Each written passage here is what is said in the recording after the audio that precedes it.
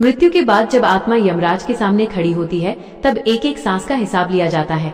क्या आप उस न्याय के लिए तैयार हैं? दिव्य आह्वान। सत्य ही शिव है और शिव ही न्याय है। भक्तों, गरुड़ पुराण में वर्णित यह कथा हमें उस सत्य से परिचित कराती है जिसे जानकर हर मनुष्य के रोंगटे खड़े हो जाते हैं। कथा प्रारंभ। जैसे ही मनुष्य की मृत्यु होती है, यमदूत प्रकट होते हैं।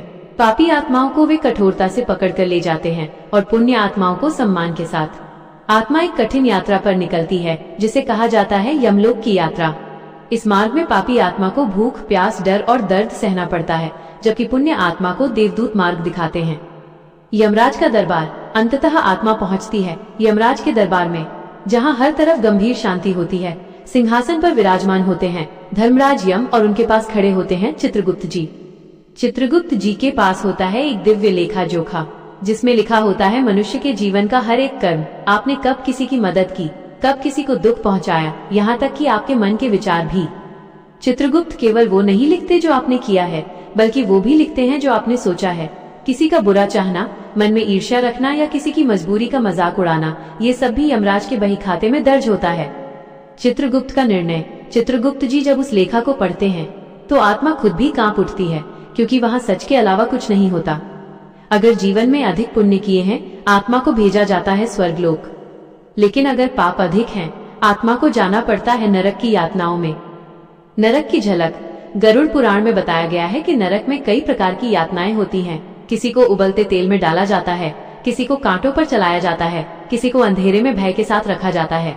ये सजा किसी को डराने के लिए नहीं, बल्कि सच्चे न्याय के लिए होती है। स्वर्ग का आनंद। और जो आत्माएं सच्चे मन से धर्म का पालन करती हैं, उनके लिए स्वर्ग के द्वार खुलते हैं, जहां सुख, शांति और दिव्य आनंद मिलता है। लेकिन ध्यान रहे, ये सुख भी स्थायी नहीं होता।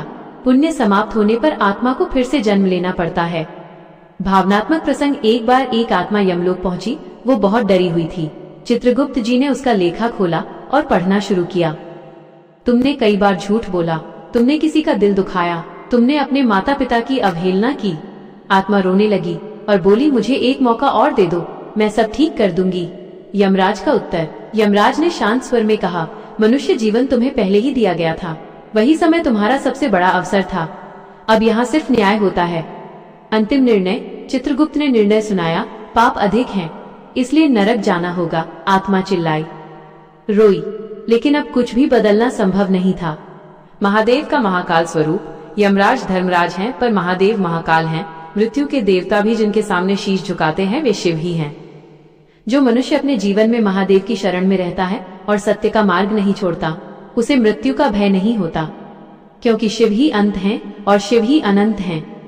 महादेव की कृपा का सत्य। भक्तों, गरुड़ पुराण कहता है कि जो मरते समय शिव का नाम लेता है या जिसका मन महादेव के चरणों में होता है, यमदूत उसके पास आने से भी संकोच करते हैं। लेकिन शिव की भक्ति का अर्थ सिर्फ माला जपना नहीं, बल्कि उनके जैसा निष्पाप और करुणामयी बनना है।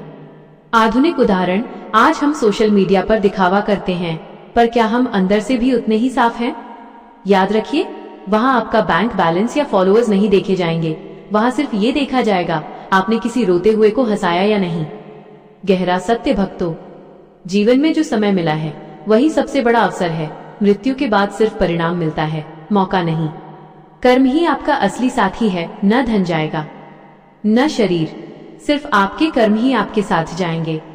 अगर आप चाहते हैं कि आपके कर्म आपको स्वर्ग की ओर ले जाएं, तो अभी से सत्कर्म करना शुरू करें और हर हर महादेव लिखकर अपनी भक्ति जरूर दिखाएं।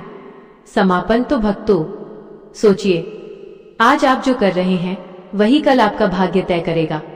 स्वर्ग और नरक जाने से पहले क्या आपने कभी अपनी अंतरात्मा से पूछा है कि आज अगर आपका हिसाब हो तो पल्ला किस तरफ भारी होगा, पुण्य की तरफ या पाप की तरफ? अगले भाग में जानेंगे नरक की सबसे भयानक सजा कौन सी है।